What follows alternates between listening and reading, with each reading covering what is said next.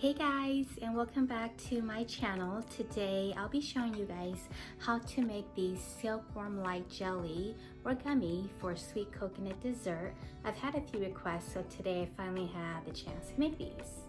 Alright, so if you'd like to learn how to make these, then just continue watching. Thank you. There's many ways on how to shape these tapioca gummies. It's all based upon your preference and how much time you actually want to spend shaping these. I don't spend too much time when making these. I stick to just one simple version. I don't stick to how pretty they look, just as long as they get to their shape. My main focus today is on how to make these gummies to look like this here. I'll also show you two other versions, which is this longer version of the silkworm-like, and then this little smaller but thicker version. Today my gummies will be made in colors yellow, green, purple, and pink. In Hmong, we call these Kalia, but for me in English, I call these gummies because once they're cooked, they have a chewy consistency to them, but once they've been soaked in water for a few hours, that chewiness does become softer. These are the ingredients and measurements for this recipe. This recipe is perfect if you want to make a small batch. It makes about 2 cups. You can make these tapioca gummies with just tapioca starch and hot water, or subtracting the rice flour. You would just need to adjust the amount of hot boiling water that you're going to be adding. In a medium bowl, add in 1 cup of tapioca starch, 1/3 cup of glutinous rice flour, and half a teaspoon of rice flour. If you would like to omit the rice flour, you can, and just replace that with tapioca starch.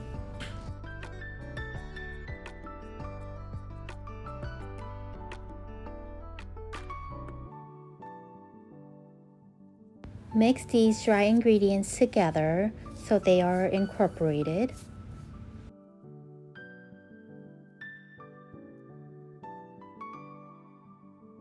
Add in your food coloring of choice. I added in about 10 drops.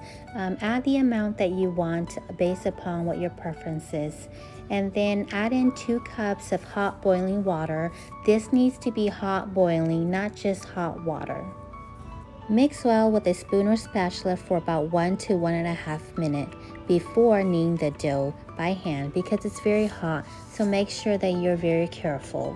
Don't let your dough cool completely or cool too much before kneading. It is best to knead the dough when it is warm to hot. When the ingredient starts to look like this and you see less of the white powder, you can start kneading this by hand.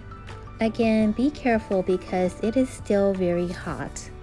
The kneading process will take a few minutes, and you'll notice that when you're kneading the dough, there are still some dry ingredients in the bowl, but just keep kneading the dough and eventually all of this will come together and become a smooth texture.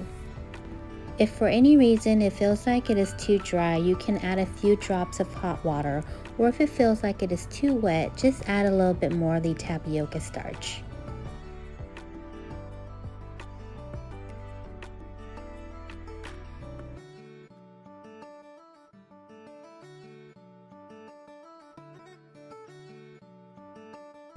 Your dough should look similar to what I'm showing in this video. It should be smooth and soft. If you're making more than one color, then place this into a bowl and cover it with saran wrap. If not, then you can proceed to the next step.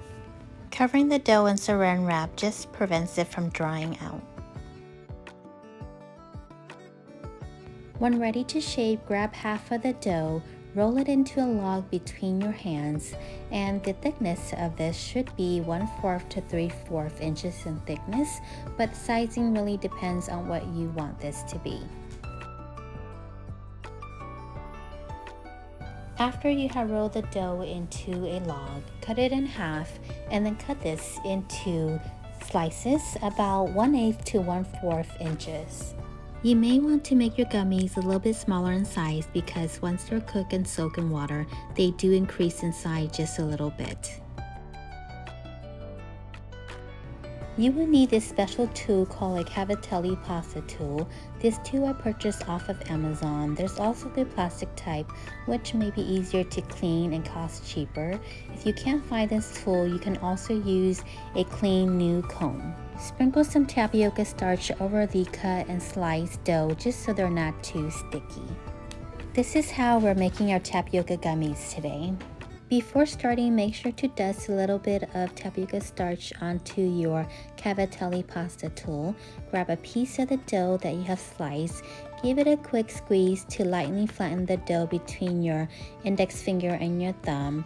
Press the dough downwards towards the tool, sliding your thumb forward so that the dough curls and rolls forward, shaping it into a gummy silkworm-like shape.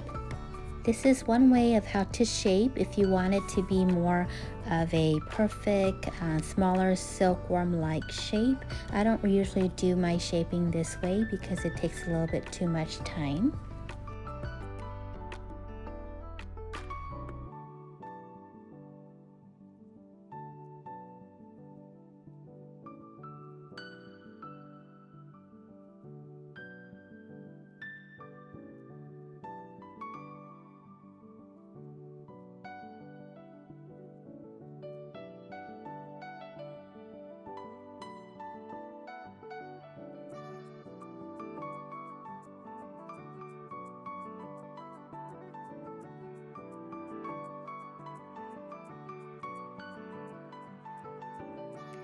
This is another version of how to shape your tapioca gummies into more of a longer silkworm-like gummy. For this one, once you roll out the shape, you're going to continue rolling it on the tool until it becomes more of a longer shape. If your dough feels a little sticky, then dust it with a little bit of tapioca starch before shaping it.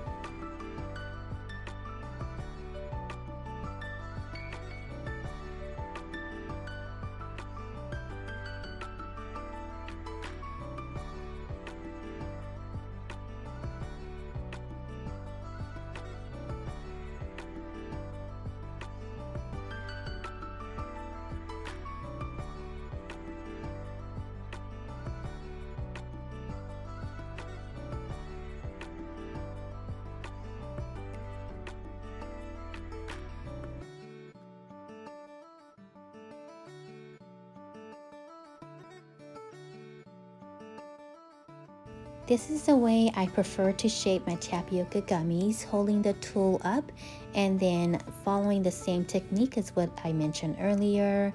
I don't really stick to the way the shaping looks as long as it's done. This is the 3 different versions of shaping your tapioca gummies.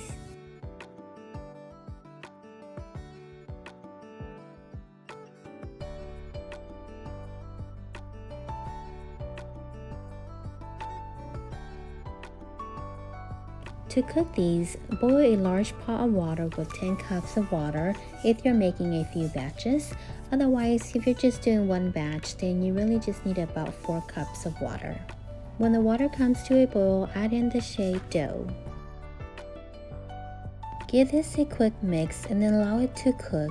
Once the gummies have rise to the top, let it cook for another 3 to 4 minutes before removing.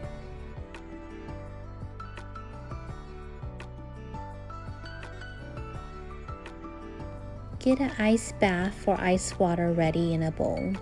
If you don't cook all of this, you can always freeze and then boil them at another time. You'll just need to boil it an additional 1 to 2 minutes because it's frozen.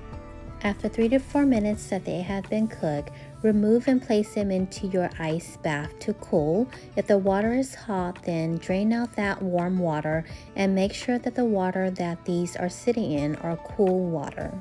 This is to prevent your gummies from sticking to each other.